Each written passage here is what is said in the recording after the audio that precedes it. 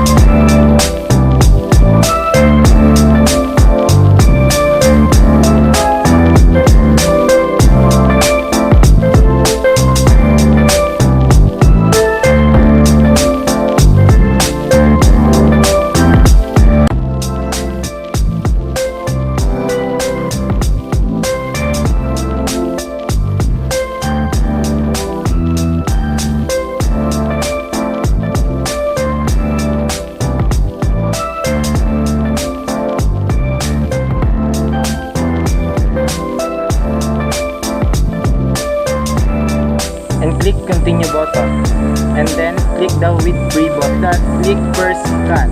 Sa pag-scan ng iyong computer, ito ay kumukonsumo ng mahabang oras.